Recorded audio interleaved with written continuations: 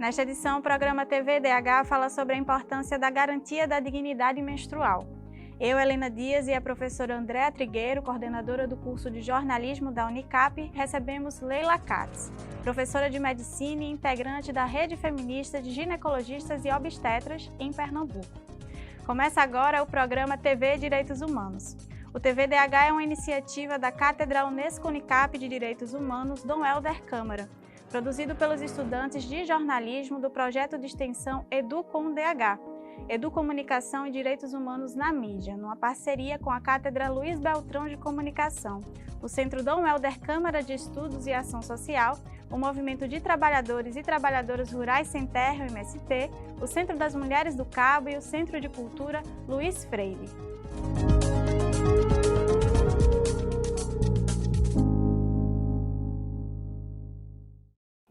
Você sabe o que é dignidade menstrual?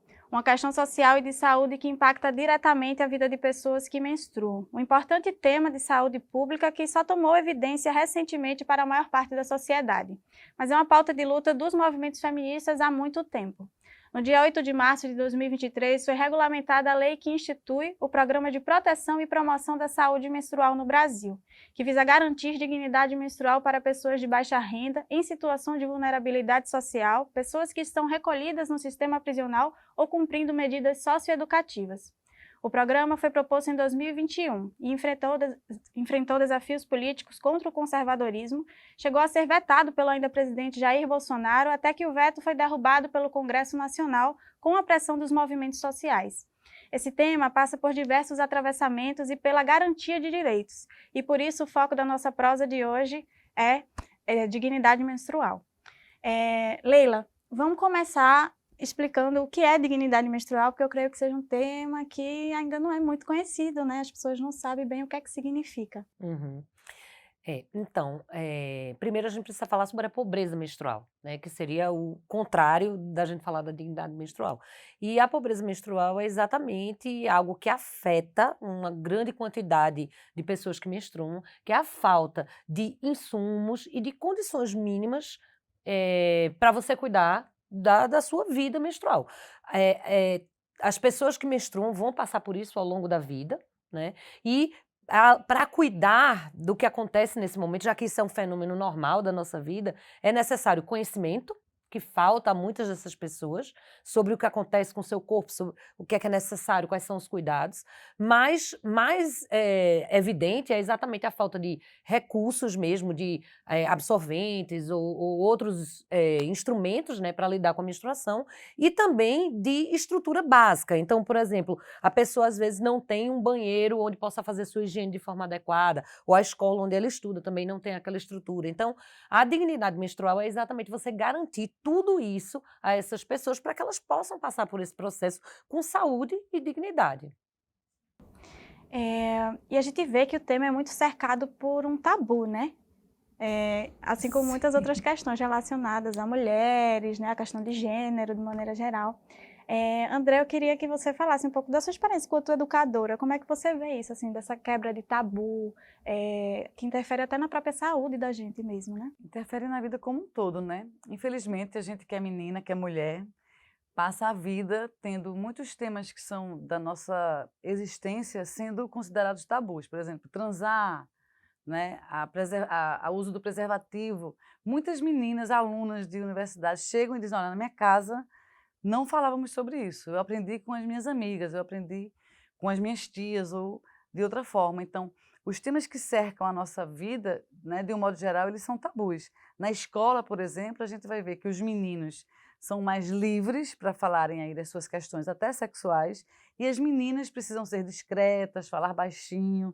Não é um tema que a gente fale com naturalidade. Eu acho que o primeiro desafio é colocar na pauta das famílias, da escola, esse tema, o tema da saúde sexual, reprodutiva, e envolvendo aí a menstruação das meninas ou das pessoas que menstruam, porque a gente vai ter também homens que são homens trans, que eles também menstruam. É preciso incluir essas pessoas. Eu acho que o primeiro ponto é falar mais sobre isso, fazer uma escuta ativa a respeito disso, orientar famílias, para que as famílias, estando aí mais abertas a esse diálogo, possam já orientar suas crianças nesse aspecto, porque a gente está falando aqui no programa de dignidade menstrual, mas a questão sexual, da sexualidade, de gênero, como você bem colocou, isso tudo precisa ser falado. É como se fosse um grande guarda-chuva, e para que a gente pudesse alcançar essa dignidade que os direitos humanos tentam preservar, a gente precisa realmente abrir aí a escuta ativa para tirar dúvidas, jogar luz sobre esse tema que está obscuro. E as meninas, sim, têm vergonha de estarem menstruadas, de pedir um absorvente emprestado, por exemplo. Olha, eu menstruei, você tem como me ajudar? As meninas têm vergonha, algumas voltam para casa, porque, professora, eu voltei para casa, porque eu fiquei com vergonha eu menstruei, eu fiquei com vergonha de pedir a alguém. Então, realmente, são temas cercados de tabus e a gente precisa quebrar esses tabus. A gente já enxerga aí vários desafios, né, em relação a isso, assim.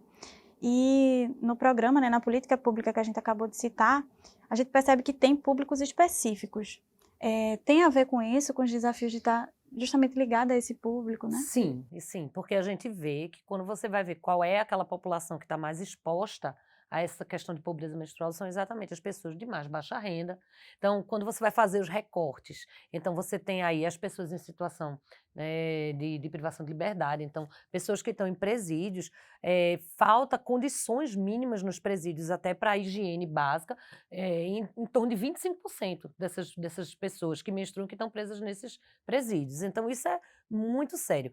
E vindo para outros tipos de recortes, a gente sabe que, por exemplo, a vulnerabilidade da pobreza menstrual, ela é até 3 vezes maior, por exemplo, em pessoas negras. No Nordeste também, isso é muito mais alto, o número de pessoas que são submetidas a situações de pobreza menstrual. Então, claro que a gente tem que ter uma visão dos grupos que são mais vulneráveis. Agora, óbvio que quebrar tabu e promover uma situação onde todas as pessoas tenham acesso a isso, isso não se limita a esses grupos, mas existem realmente grupos que são muito mais vulneráveis a essa situação, né? Essa coisa mesmo, assim, é uma coisa proibida, é como se fosse uma coisa suja, é uma coisa nojenta, você pedir um absolvente para alguém, ou alguém notar que você está menstruado, é como se isso fosse uma questão muito séria. Então, por exemplo, dos danos dessa situação, você pode ter danos tanto psicológicos, como físicos, né, como sociais também.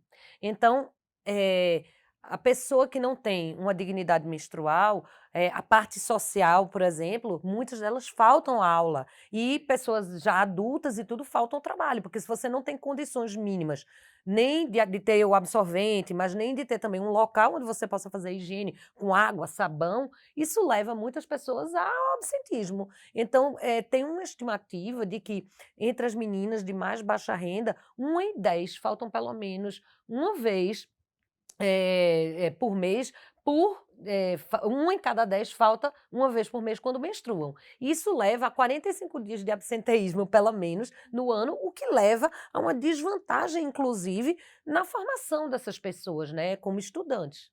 Então, isso é algo que impacta muito do ponto de vista social. Do ponto de vista psicológico, muitas vezes essas meninas, por isso tudo que a Andrea falou, né? A vergonha, ai, se me manchar, não sei o quê. Então, isso gera todo um trauma em relação à menstruação que a gente precisa entender que é um fenômeno que é normal e que vai acontecer mensalmente, na maioria das vezes, durante toda a nossa vida reprodutiva. Então, a gente precisa naturalizar isso, né? E, por fim, os danos físicos, que eu acho muito importante que seja dito. Quando as pessoas não têm as ferramentas ideais para lidar com sua menstruação, muitas vezes elas acabam improvisando com coisas que podem levar desde reações alérgicas, mas tem pessoas que usam, por exemplo, miolo de pão, jornal, sei lá, e Toalhas, né, toalhas, lençóis. e isso daí pode levar, às vezes, até situações bem mais graves, de infecções graves, né? Então, a gente vê que são várias esferas aí que podem ser prejudicadas, né, na vida dessas pessoas que menstruam por causa da ausência de uma condição mínima de dignidade menstrual. Muito difícil, né? No próximo bloco, a reportagem de Tassi Xavier é sobre um projeto que tem contribuído para a saúde menstrual no bairro do Ibura, no Recife, em Pernambuco. Nós voltamos daqui a pouco.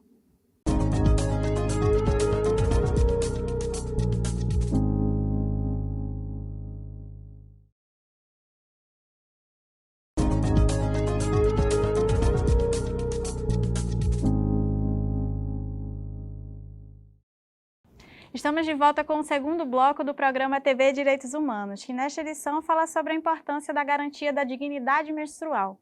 Nós estamos aqui com a professora e educomunicadora Andréa Trigueiro, coordenadora do curso de jornalismo da Unicap, e Leila Katz, professora de medicina e integrante da Rede Feminista de Ginecologistas e Obstetras. Agora a gente vai para a reportagem de Tassi Xavier. Dados do Unicef mostram que a pobreza menstrual pode ser um fator de estigma e discriminação, levando muitas vezes à evasão escolar. Eu acho muito importante pelo fato de muitas mulheres sofrerem com o problema de falta de distribuição, né, nas comunidades, nas ruas. Tem gente que até falta à escola pelo fato de não ter em casa, e aí, vendo que a escola distribui, tem mais uma segurança e saber que a escola ajuda você, né, nessa questão. Segundo uma enquete feita, 62% das participantes afirmam que deixam de ir à escola e a outros locais que gostam por causa da menstruação. E mais de 70% afirmaram que sofreram constrangimento nesses ambientes. A Lei Federal 14.214, de autoridade da ex-deputada federal pernambucana Marília Arraes, o Programa de Proteção e Promoção da Saúde Menstrual tem o dever de realizar a distribuição gratuita de absorventes femininos para estudantes da rede pública, mulheres em situação de rua ou que vivem em extrema vulnerabilidade social e mulheres presidiárias. Grande importância, porque geralmente nem todas as meninas têm condição de comprar o próprio absorvente. E também isso ajuda dentro de casa, que quando você ganha, você não ganha só para você. Pode ser para a irmã, para a mãe, para alguma familiar feminina também. Na minha escola mesmo, eles distribuem o absorvente, isso ajuda bastante, porque geralmente eu não tenho dinheiro para comprar. Aí eu posso vir aqui e eles me realmente distribuem os absorventes. Nós recebemos os absorventes do Estado, né, da Secretaria de Educação. Ele vem referente 2 pacotes de absorventes para cada aluna matriculada no ano letivo e a gente distribui para elas mensalmente. É de suma importância, porque isso impede, às vezes, até da aluna frequentar a aula por desconforto, né? E, de fato, é pelo que diz o projeto, a dignidade menstrual, né? Uma atenção também na questão da saúde pública das garotas. Então, para mim, é de suma importância. O Centro das Mulheres do Cabo é um exemplo de organização feminista que atua em defesa dos direitos das mulheres, potencializando o empoderamento feminino para incidências políticas nos espaços de decisões da democracia representativa, e em defesa das crianças, contribuindo para a garantia dos direitos e fortalecimento do exercício da cidadania das crianças, adolescentes e jovens. Uma dessas ações acontece através do projeto Caravana pela Dignidade Menstrual, coordenado por Cássia Jane e realizado pelo Centro das Mulheres do Cabo, juntamente com alguns apoiadores, a exemplo da Unicef, que contemplou cerca de 10 escolas municipais no bairro do Ibura. O projeto foi iniciado em maio de 2020 e prossegue até março de 2024, levando dignidade e conhecimento para crianças e adolescentes da região, através de dinâmicas e palestras interativas, reforçando a importância do tema. Leila, a gente tem aí esse exemplo do projeto, né, lá no Ibura, mas também falamos de políticas públicas, né? Se fosse para dizer quais são os principais desafios hoje para implementar essas iniciativas e também essas políticas, você apontaria quais? Bem, essas políticas elas têm que exatamente mirar em 3 pilares, como você falou. Um é o educativo, porque não adianta nada você estar fornecendo insumos se não existe uma educação da população para aquilo. Então, um desafio é isso, é educar sobre algo que, como a André tinha falado no bloco anterior, é visto ainda com muito preconceito. Então, esse é o primeiro ponto. Lembrando que essa parte educativa ela não pode se limitar apenas às meninas, porque hoje, além de ter as pessoas que a gente entende que menstruam, e os homens trans, mas também mesmo os homens cis, eles precisam entender e ter a quebra desses tabus. Então, isso é uma coisa. Então, a parte educativa ela é fundamental. Outra parte é a parte de insumos, que eu acho que isso é o que é mais fácil, que a maioria das pessoas vê. Que é essa questão de distribuição, de absorventes e tal, né? E que é muito importante também, principalmente para as pessoas de mais baixa renda. Existe uma estimativa que o gasto de absorventes num ciclo menstrual, em média, né, é em torno de R$ 30 por mês. Se você considera que muitas famílias vivem com menos de um salário mínimo para várias pessoas ali, R$ 30 para cada pessoa que menstrua numa casa pode ter um impacto muito grande. A prioridade dessas pessoas, na verdade, vai ser comer, né? Mas, para além disso, é preciso também, e aí sim, as políticas públicas precisam ter iniciativas muito grandes, que é melhorar a condição de banheiros, de ter acesso a sabonetes, locais onde as pessoas possam ter a segurança de realizar ali suas higienes, seus cuidados durante esse período. Porque se uma menina passa o dia todo no colégio, não adianta você dar só absorvente, você tem que dar condições para que ela faça isso também. Então tem que ter essa questão de trabalhar nos ambientes também, né? Melhorar a ambiência para que isso seja adequado. A gente sente que é uma coisa muito educativa, né? Porque quando você fala aí, tem esse tabu da menstruação, mas tem do próprio corpo, né? Da mulher é um corpo feminino, do próprio nascimento também tem a ver, né? Como é que a gente se reproduz. E eu fico pensando muito, Andréa, como é que você vê aí caminhos, né? Na educação para esse sentido? Tem algumas experiências? Já queria saber um pouco como é que você enxerga essas possibilidades. Então, acho que a gente tem que trabalhar a educação dialógica, né, que é o campo de onde eu venho, a educomunicação, uma educação que se comunica bem, se utiliza das estratégias e das ferramentas de comunicação, e ao mesmo tempo de uma comunicação social que eduque, né? A educomunicação vai trabalhar uma mão dupla, uma educação que se comunica e uma comunicação que educa, para a gente ter experiências exitosas. O que a gente tem atualmente são experiências pontuais, né, como essa que foi mostrada aí no Ibura, e outras pequenas iniciativas de muitos movimentos sociais, né, principalmente, né, as organizações não governamentais, hoje são responsáveis por uma lacuna que o Estado deixa nesse campo. Quando as políticas públicas não existem,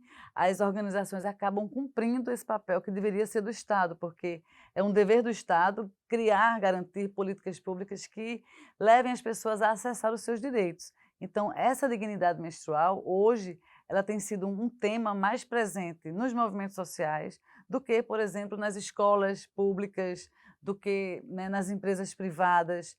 A educação acaba ficando, vamos dizer assim, com o seu papel limitado por conta desses tabus, mas, ao mesmo tempo, a mídia não colabora, o Estado não colabora. Então, você entra aquele ratinho de roda gigante, né, que corre, corre e não chega a lugar nenhum. Porque as experiências da sociedade civil, embora sejam pontuais, elas são importantes dentro daquela micropolítica, né? Mas quando a gente pensa no quantitativo, a gente tem muita mulher ainda hoje que usa fralda, lençol, toalha, pão e outros artifícios, não consegue sair de casa porque, enfim, R$ 30 impactam ou mais. E aí a escola e a mídia acabam tendo um papel ainda muito subutilizado, vamos dizer assim, diante do que poderia ser feito. Para mim, a educação e a comunicação seriam caminhos possíveis se a gente conseguisse ter políticas públicas que nos levassem a isso, porque também não é só a informação, como Leila bem colocou, né? É todo o entorno. Você imagina que uma mulher, por exemplo, que sai de casa com um absorvente, seja para trabalhar ou estudar, e não consegue fazer a troca daquele absorvente durante o dia, não consegue fazer a higienização daquela região que está abafada, está sangrando e abafada o dia inteiro, a proliferação de fungos, enfim, outros problemas. Então, é uma questão muito maior do que um simples absorvente. E observe, quando eu falo simples, não estou desqualificando a importância do absorvente, que é gigantesca, mas é um problema maior que envolve outros aspectos, que envolve a comunicação e a educação para toda a sociedade. Homens e mulheres, crianças, adolescentes precisam entender esse contexto, porque tem muita mulher no mundo que está sofrendo porque a sua dignidade menstrual não está sendo respeitada. Então, acho que a escola e mídia um caminho possível para a gente enfrentar isso. A gente está finalizando o bloco agora, mas eu queria só saber, assim, Leila, resposta rápida mesmo, o quanto que isso que a gente vive, né, pessoas que menstruam, de maneira geral, bebe do machismo, assim, né? Total. E, assim, era a Andréa falando e eu pensei exatamente isso, assim. Na verdade, a gente vê que isso é totalmente uma questão de gênero, né? Essa sociedade patriarcal que a gente está inserido. Porque, veja, até o termo dignidade menstrual é algo que só veio a debate exatamente quando essas organizações sociais, né, feministas e tal, começaram a debater isso e exigir isso do governo, né? E mesmo assim foi muito mal recebido por uma parte muito grande, né, das pessoas e daqueles que tomam as decisões, tanto que houve até o veto, mas que agora foi aprovado. Esse programa parece ser muito interessante, vai ser distribuído uma quantidade grande de absorventes, vai se garantir isso, mas é como eu estou dizendo, isso não pode parar aí, tem que ter mais. Mas totalmente isso tem a ver com a sociedade patriarcal e machista, porque aí é isso, né? Isso que vem da mulher é sujo, é feio, não deve ser falado, é um assunto que a gente bota para debaixo do tapete. No próximo bloco tem o quadro Fala Povo com o Luiz de Castro. Ele levou para as ruas a pergunta: você sabe o que é pobreza menstrual? Até já!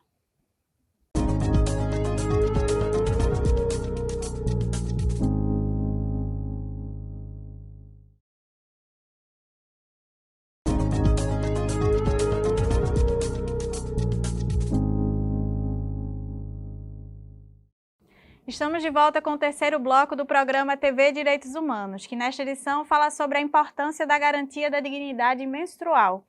Nós estamos aqui com a professora e educomunicadora Andréa Trigueiro, coordenadora do curso de jornalismo da Unicap, e Leila Katz, professora de medicina e integrante da Rede Feminista de Ginecologistas e Obstetras. Antes, vamos conferir o quadro Fala Povo com Luiz de Castro.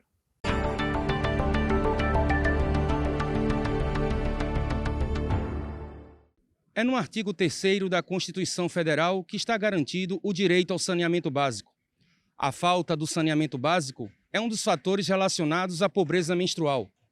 Para se ter uma ideia, 38,2% da população feminina mora em casas sem coleta de esgoto. 2,5 milhões de brasileiras não têm banheiro em casa. E 18 milhões sairiam da pobreza se tivessem água e esgoto tratados. Os dados divulgados em 2022 são do Instituto Trata Brasil.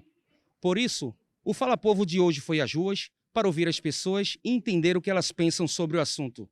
Você sabe o que é pobreza menstrual? É a questão de pessoas que entram no período de menstruação e não têm uma condição básica para comprar um absorvente e não tem feito... Vou dar um exemplo aqui. Nos hospitais dão camisinha, mas por que não dar absorvente para essas pessoas que não têm a questão financeira para comprar, entendeu?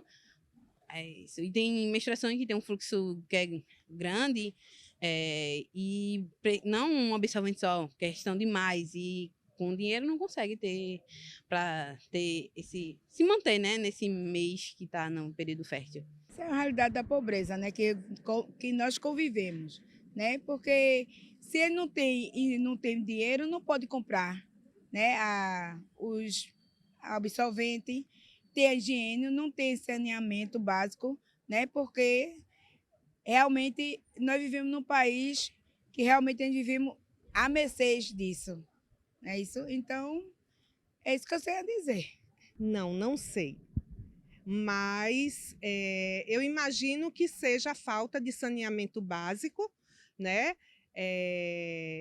Nem todo mundo tem esse privilégio e eu acho que tem que mudar a política pública, né, para resolver esse tipo de problema. Leila, a gente percebe, né, que as pessoas ainda têm um desconhecimento muito grande, né, do que é, né, a temática. Eu queria que tu falasse um pouco sobre isso, né? Quando é que a gente vem falar disso? Faz pouco tempo? Quem é que já falava antes? Não, então, os movimentos sociais já falam disso há mais tempo, mas vir assim, para a mídia, para as pessoas tomarem conhecimento do termo, isso foi agora, 2021, realmente. Antes disso, eu acho que ficava muito em pequenos guetos o que se falava, né? Não era uma coisa que se tornou do conhecimento de todos. Mas desde 2021 isso vem sendo discutido mais, mas ainda assim eu acho que é pouco. Né? Como a gente viu, muita gente nem sabe o que é. E não entende também que isso é um direito. né? Porque você ter o direito a se cuidar, ter insumos, ter educação, saber como lidar, isso é algo que faz parte da dignidade. Tanto que a OMS, que já fala disso há bastante tempo, dentro dos Objetivos Sustentáveis do Milênio agora, o terceiro objetivo é exatamente a garantia de saúde e dignidade. E aí entra e a OMS já fala disso há bastante tempo, porque mundialmente existe esse fenômeno também, principalmente nos países mais pobres. E aqui no Brasil a gente vê isso, né? Andréa, quando é que você começa a ver, talvez, ou esse termo, né, pobreza menstrual, dignidade menstrual também, ou até outros relacionados a gênero, quando é que você começa a sentir assim mais forte no jornalismo? Quando o projeto começa a ser discutido, apresentado, vetado, chegou ali, nesse mesmo momento para mim. E é interessante que quando a gente fala do campo dos direitos humanos, acho que Manuel Moraes já falou isso aqui no programa, à medida em que a sociedade vai discutindo e debatendo novas demandas, novos direitos vão surgindo, porque a sociedade está se movimentando. Por exemplo, os direitos das mulheres também, né, passam por essa construção, o direito das pessoas LGBT+, também passa por essa construção. E aí, quando a gente fala dessa dignidade menstrual, de pobreza menstrual, muita mulher não sabe o que é pobreza menstrual. Muita mulher, inclusive, não sabe que tem o direito de ter uma dignidade menstrual. Se a expressão não é conhecida, a natureza disso também não é conhecida na mesma proporção. Então, esse tema para a gente ele é relativamente novo, mas porque chegamos até ele, precisamos, enquanto mídia, pautar esse assunto, propor matérias sobre esse assunto. Eu acho que os movimentos sociais, né, podem provocar a mídia pode provocar os movimentos sociais, no sentido da gente jogar esse assunto na roda, jogar ele na pauta, falar sobre isso primeiro para as mulheres. Eu acho que a sociedade como um todo precisa entender, mas as mulheres, as meninas, precisam, como prioridade, entender que isso é um direito, que a dignidade delas, né, nossa, está sendo ferida, está sendo desrespeitada e que a gente precisa se organizar. E aí, veja, quando a gente fala de menstruação, né, um tema muito das mulheres, os homens não sabem, por exemplo, do quanto o nosso corpo ele passa por transformações nesse período, o quanto a gente fica sentindo dores, a gente fica sensível, a gente tem cólicas, algumas mulheres têm enxaqueca, tem uma alteração de humor, porque são muitos hormônios. Então, é um processo, né, que eu estou tentando mostrar aqui, que ele é mais do que apenas menstruar ou apenas o absorvente. Os homens não conseguem entender isso. E olha que os homens convivem com as mulheres, né? Com filhas, com namoradas, com esposas. Né? Todo mundo tem mulher na sua família, uma mãe, uma prima, uma vizinha. Então, a proximidade com as mulheres não tem permitido ainda que os homens observem essas particularidades. E aí, acho que vale também conversar com os homens isso, sobre observe o quanto as mulheres são impactadas no seu período menstrual ou até antes, né, do período menstrual. E é preciso olhar para isso com respeito, com dignidade, né? Garantindo esses direitos. Muitas mulheres dizem, se os homens menstruassem, essa lei já estaria em vigor, nós teríamos um dia de folga quando estivéssemos, né, menstruadas, a gente teria outros direitos garantidos, porque realmente esse exercício de empatia dos homens com relação às mulheres, ele precisa ser feito, ele precisa acontecer. Então, acho que as meninas em primeiro lugar e, na sequência, os meninos, para que a gente possa, juntos, enfrentar isso, porque o feminismo, ele conta também com o apoio dos homens, né? Com a defesa do que é justo, do que é adequado para a vida da gente. Você não precisa menstruar para saber que essa necessidade está aí latente e basta abrir os olhos que você vai perceber. Leila, eu queria puxar um pouco mais para a saúde, assim, se fosse para nomear alguns principais problemas de saúde, né, que a gente, quando está em situação, né, de pobreza menstrual mesmo, a gente sofre. Como eu falei, um dos principais problemas é o uso de materiais inadequados, né? Então, isso é um risco grande para a saúde, né? Então, a gente precisa começar lembrando que o sangue menstrual ele não é sujo, a princípio, ele não vai ter odor desagradável nem nada disso, tudo isso depende muito mais do manejo de como você faz. Então, os absorventes são as coisas mais conhecidas, mas a gente tem também absorventes internos, coletores menstruais, calcinhas menstruais. Hoje em dia tem muita coisa aí nova e que, inclusive, ajuda a que esse período ele passe mais tranquilamente, do ponto de vista, eu estou dizendo apenas da captação do sangue, certo? Então, hoje a gente tem esses instrumentos, essas coisas todas, mas quando você não tem e você utiliza outros materiais, isso pode levar a muitos problemas, desde problemas locais mesmo. Então, por exemplo, algumas coisas que podem irritar a mucosa, dar alergias, né, e coisas, mas também infecções, porque quando você utiliza, sei lá, material inadequado para deixar aquilo ali tampado um tempão, você pode ter infecções locais que podem trazer uma sensação bastante desagradável, mas existe até uma síndrome que é bem mais grave, que é chamada síndrome do choque tóxico. E que isso decorre muitas vezes até do uso de absorventes internos, por exemplo, por períodos muito longos, né? Então você não troca, porque você não tem como trocar, e isso pode levar a infecções graves. Então, isso do ponto de vista mais orgânico. Mas é muito importante entender também que a própria violência que a pessoa passa, né, por estar passando por aquele período e não ter como trocar, não ter o absorvente, poder ficar melada, isso tudo leva a consequências psicológicas também, né? Então quando tem cólica, então tem meninas que ficam tão abaladas por aquele dali tudinho, e se isso não existe, um apoio da saúde para melhorar isso daí, as meninas às vezes têm um absenteísmo grande, faltam, né, ao colégio porque estão com dor, porque podem se melar. Então, isso acaba repercutindo também em outras coisas, né? Então, muitas meninas às vezes acabam tendo, por causa dessas faltas, um atraso, né, no colégio e tal. Então, as consequências, elas são muito amplas, né? No próximo bloco tem o quadro Educar para os Direitos Humanos. É quando as nossas convidadas respondem a uma pergunta feita por você que acompanha o TVDH. A gente volta daqui a pouco.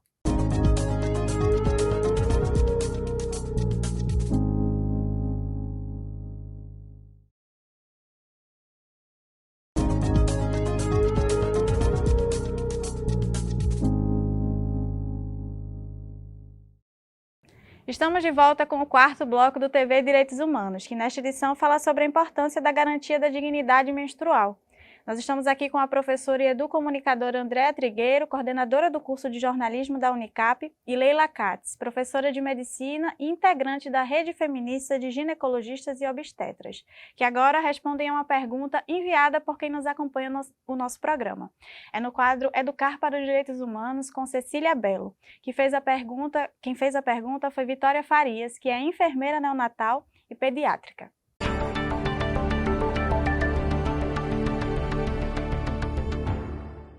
Dos processos que envolvem a promoção de saúde para a sociedade, assegurar a dignidade menstrual na vivência escolar, trabalhista e familiar, deve ser um dos temas mais essenciais a serem trabalhados pelo público atual. A preservação desse direito começa pela educação, garantia de acesso a itens de higiene adequados, saneamento básico e pela propagação de informação de qualidade nos meios midiáticos e governamentais. Sobre esse tema, a enfermeira Vitória Farias tem uma pergunta para os nossos convidados. Minha pergunta para vocês é: qual o papel dos profissionais de saúde na promoção da dignidade menstrual? Então, Leila, qual é o papel desses profissionais, né? Como é que eles promovem? Bem, primeiro, eu acho assim que a gente liga muito à ideia de que esse papo de menstruação seria só com o ginecologista. E óbvio que a gente entende que o ginecologista é quem centraliza esses cuidados das pessoas que menstruam. Ok, mas o papel maior dos profissionais na educação, né, e na promoção assim, de cuidados adequados na menstruação, essa educação sobre isso deve ser feita por todos os profissionais de saúde no momento que essas pessoas estão no sistema de saúde. Então, por exemplo, um médico de saúde da família, ele precisa conversar e lembrar que eu estou ali diante de uma pessoa que veio me procurar por qualquer motivo, mas essa pessoa, ela menstrua também. Então, você deve perguntar como é que está a menstruação dela, como é que estão os cuidados e tal, e educar, derrubando tabus, explicando, né? Então, isso acontece desde o médico de saúde da família, qualquer enfermeira que lida com essa pessoa, e também, obviamente, em algumas situações, o ginecologista e obstetra é ele que vai fazer essa educação. Mas eu acho que o maior papel do profissional de saúde é exatamente esse papel de educação das pessoas que menstruam. Andréa, isso está muito ligado à educomunicação também, né, de certa forma, né, essa função aí de passar conhecimento. Como é que você vê, assim, como é que essa prática pode ser mais? Perfeito. Antes de responder, eu queria que, Leila falando, eu lembrei que Nunca um clínico geral perguntou para mim, numa anamnese. São aquelas perguntas que geralmente os médicos fazem, né, no primeiro momento ali da consulta. Nunca ninguém perguntou para mim Pois é. como anda a sua menstruação, né? Às vezes perguntam como é que tem feito, tem evacuado regularmente, como é que anda o intestino, pergunta o sono, mas nunca ninguém me perguntou, e a sua menstruação?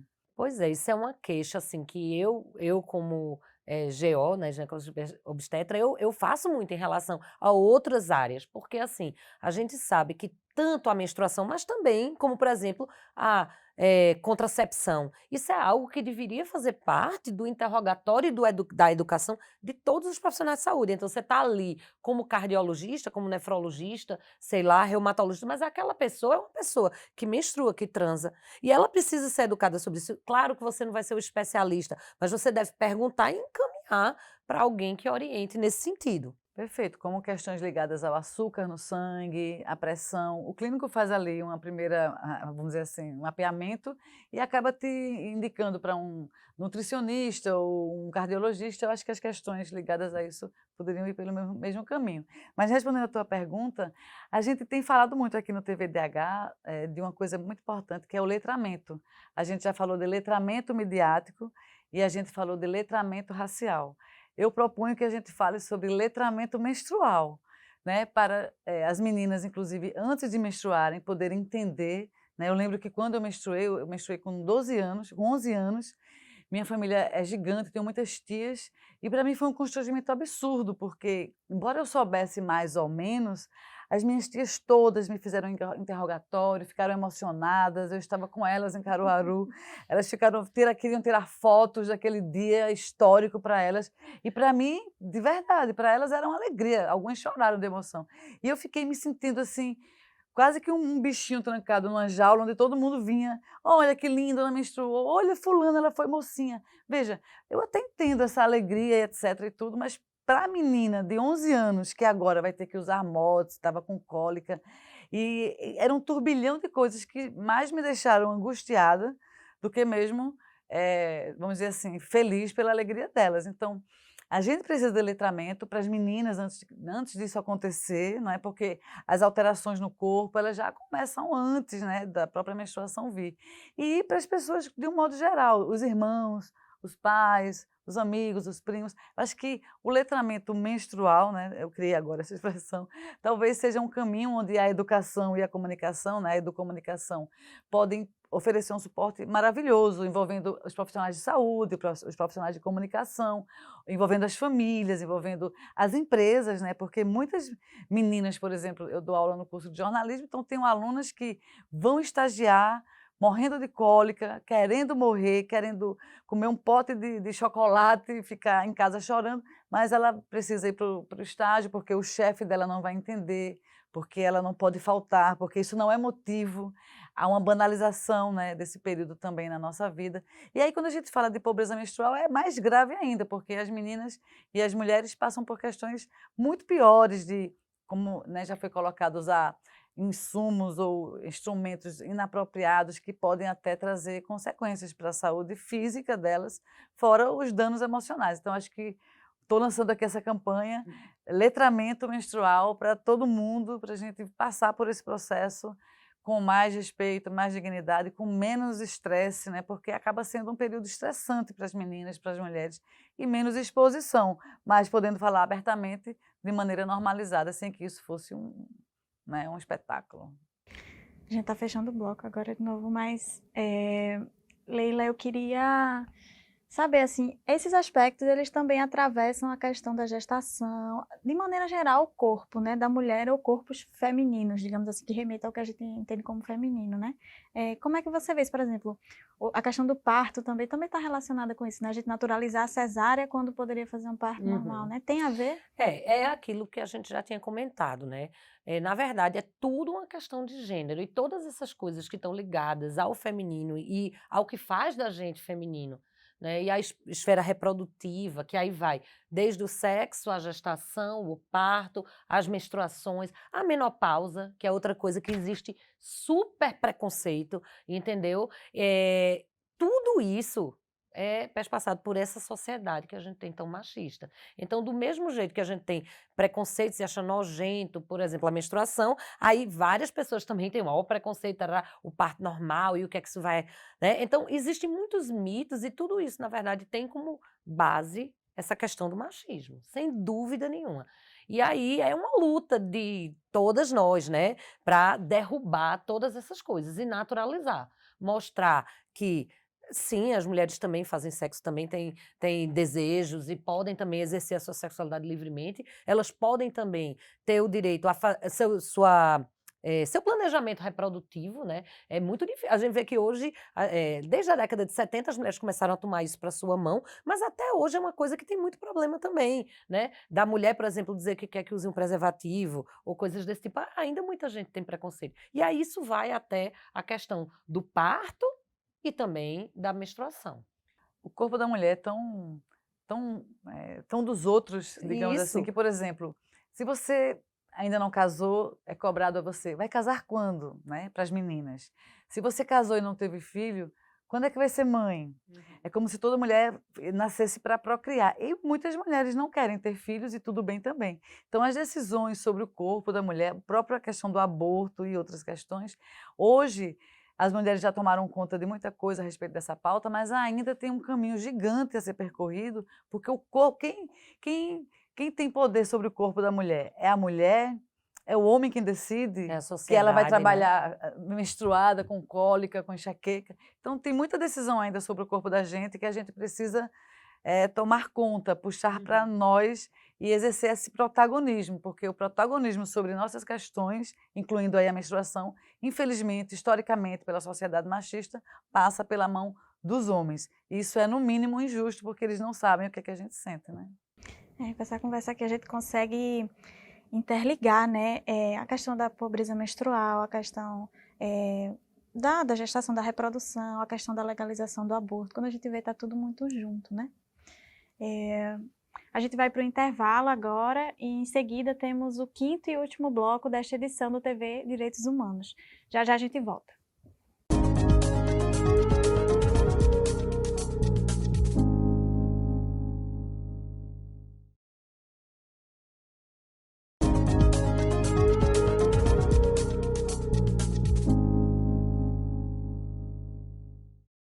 Chegamos ao 5º e último bloco do programa TV Direitos Humanos, que nesta edição fala sobre a importância da garantia da dignidade menstrual. Nós estamos aqui com a professora e educomunicadora Andréa Trigueiro, coordenadora do curso de jornalismo da Unicap, e Leila Katz, professora de medicina e integrante da Rede Feminista de Ginecologistas e Obstetras. Leila, você é da Rede Feminista, né? Que eu acabei de citar aqui, e eu queria saber como é que vocês fazem para incidir nessa pauta, politicamente, socialmente, nas políticas públicas de maneira geral? Bem, primeiro explicar um pouco o que é a rede, né? Nós somos um grupo de ginecologistas obstetras que todas, obviamente, somos feministas, mas que a gente percebeu que, apesar de ginecologia e obstetrícia ser uma área de atuação para as mulheres e que a grande maioria hoje em dia dos ginecologistas obstetras são mulheres, mas, na verdade, a gente tinha muito pouco espaço dentro, por exemplo, das organizações de médicos ginecologistas obstetras. Então, a gente quis criar uma rede onde a nossa voz pudesse ser ouvida. E tanto esse assunto da dignidade menstrual, mas vários outros que fazem parte da nossa pauta, a gente discute, a gente divulga, faz divulgação, a gente tem um Instagram onde a gente constantemente está postando sobre assuntos, numa tentativa exatamente de chamar a atenção e educar a sociedade. A gente pretende aumentar a nossa influência e também atuar em locais de representatividade, né? Mas a gente está nesse desenvolver aí. Dá o arroba da tua rede para quem está assistindo. Eu não sei decorado, tu acredita? Mas é Rede Feminista RFGO. Rede Feminista de Ginecologistas Obstetras, dá para achar no Instagram. Mas eu sou tão distraída que eu não sei decorar. E eu acho que nessa conversa toda a gente já deu para entender o quanto que é muito amplo esse assunto, né? Então, a gente fala desde a questão da pobreza menstrual, da menstruação em si, mas também e a ausência dela, né? Quando a mulher chega na fase da menopausa, né? Isso interfere também de diversas formas, né? Diversos aspectos da vida. Queria saber um pouco sobre isso, assim, né? Também como é que a gente lida, o que é que tem também. Será que tem política pública, essas coisas relacionadas também? Na verdade, isso é outra fase que é muito desafiadora, né, para a mulher. Inclusive porque a mulher, eu observo que socialmente é visto como se fosse assim, a mulher envelheceu, então ela deixou de menstruar.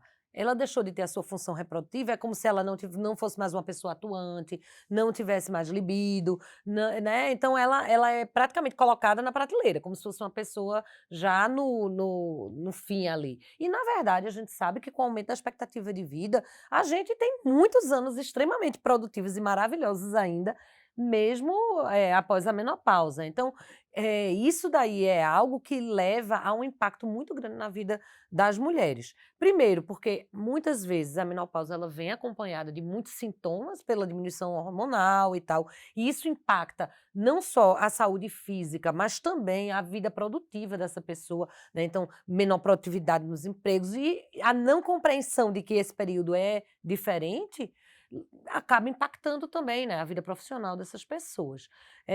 Eu não conheço nenhuma política pública específica sobre isso, e acho que é um assunto que precisa ser muito abordado ainda, porque ainda tem muito preconceito. Sim. Uma pergunta para vocês duas, assim, né? Como é que vocês imaginam agora as perspectivas mesmo de incidência política sobre o assunto? Como é que vocês imaginam aí para o próximo ano, né, para o próximo período? Como é que a gente vai avançar, tanto no jornalismo, na comunicação, quanto na saúde? Bem, na saúde, assim, eu acho que, primeiro, ter tido esse projeto aprovado lá, tem agora esse programa, foi um progresso muito grande. O que nós precisamos como profissionais de saúde e atores políticos, né, a gente precisa continuar cobrando. Porque, é como eu disse, não basta distribuir absorventes. A gente tem que ter as pessoas melhorando as escolas, melhorando as condições, educando. E isso daí, então, é um programa que é muito mais amplo, né? Que não é simplesmente dar um insumo. Você tem que atuar na educação, nos postos de saúde, nos colégios, melhorando a infraestrutura. Então, a gente precisa pressionar muito. A gente teve uma vitória, é verdade, né? Foi dia 8 de março, inclusive, né? Ficou bem significativo aí, mas a gente não pode parar por aí. Isso é só o começo do que a gente precisa ainda conquistar. Eu acho que é papel, né? Os movimentos sociais aqui no Brasil cumprem um papel gigantesco no sentido de pressionar os poderes públicos, no sentido de mobilizar a sociedade para que esse assunto entre na pauta, no sentido de formular mesmo políticas públicas, né, para que a gente tenha o acesso aos direitos garantido de fato. E aí eu vislumbro, né, vamos dizer assim, uma pressão ainda maior dos movimentos sociais sobre seus municípios, seus estados, para que, uma vez essa distribuição de fato acontecendo, ela possa ser monitorada. Tem chegado para todo mundo, é em quantidade suficiente, além dos insumos, estamos trabalhando com a conscientização, com o letramento menstrual, porque, veja, a gente está num programa sobre dignidade menstrual, mas a gente também está falando de quando essa menstruação vai embora definitivamente, que é a menopausa. O senso comum entende que uma mulher na menopausa, como Leila bem colocou, ela deixou de menstruar, tem um calorão, e não tem mais uma vida sexual. É como se nós murchássemos, né, nesse período. E eu conheço muitas mulheres com mais de 50 anos que estão na menopausa, estão com a vida ativa, produtiva, inclusive a vida sexual extremamente ativa, até mais ativa do que outras amigas minhas que ainda menstruam. Então, as mulheres têm sim vida, né, nesse período, vida produtiva, beleza, enfim, uma série de situações. E, na verdade, esse letramento menstrual, até pelo programa que a gente fez aqui hoje, ele é necessário desde o período antes da menstruação até o período depois que ela passa, porque outras situações atravessam as mulheres na sua saúde também nesse período. Então, o que eu vislumbro para frente é uma mídia mais comprometida, se não é a mídia comercial, como a gente conhece, né, as emissoras de rádio, TV e tal, a mídia independente, a mídia pública, né, a comunicação pública, como é esse programa que a gente faz, e os coletivos que hoje atuam com mídia comunitária, mídia popular, mídia, né, fora dos grandes veículos. Eu acredito sim que com esse projeto transformado em lei e com isso em curso, acontecendo de fato, é urgente que os movimentos sociais e a comunicação social se encontrem, né, em algum momento, de alguma forma, para que a gente fale mais sobre isso, pressione e cobre, leve para as pessoas mais entendimento a respeito desse assunto, para que as mulheres, de fato, tenham respeito em relação ao seu período menstrual ou até depois dele. A gente já está acabando a nossa prosa, né? Mas eu queria só, se fosse para você dar algum conselho, assim, Leila, para as mulheres, para as pessoas que menstruam de maneira geral, para passarem a lidar melhor com isso, qual seria, né? Com essa...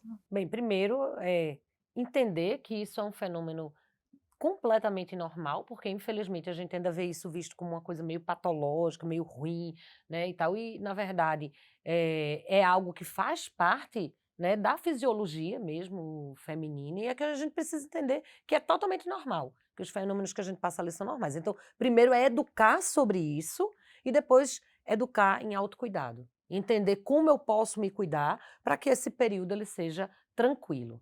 Né?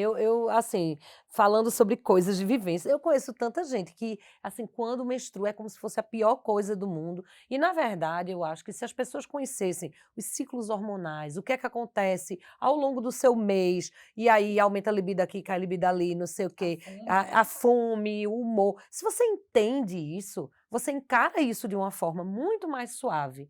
Né? Então, eu, graças a Deus, nunca tive isso. Sempre fui uma pessoa bem resolvida com minha menstruação. Até alimentos, né, que durante o período antes da menstruação vir, a gente pode evitar ou a gente pode comer para que esse período menstrual seja menos traumático, digamos assim, no sentido de dores e disposições, etc. Isso. Como a gente não fala sobre isso, a gente não fala nem sobre as formas de aliviar ou de amenizar os sintomas para quem tem sintomas durante o período. E porque eu acho assim, como é visto como natural da pessoa que menstrua, natural da mulher, então muitas vezes a pessoa pode estar lá se acabando de cólica, com um monte de dúvida, mas ela acha que aquilo não é algo que mereça ser conversado. E você pode ter métodos, vários, farmacológicos, não farmacológicos, que você pode usar para tornar esse período mais suave. Então, conhecer, entender, para que você possa vivenciar isso de uma forma melhor e exigir os seus direitos. Leila, obrigada pela presença. André, também obrigada. A gente se encontra, né, em outras conversas sobre essas temáticas tão importantes.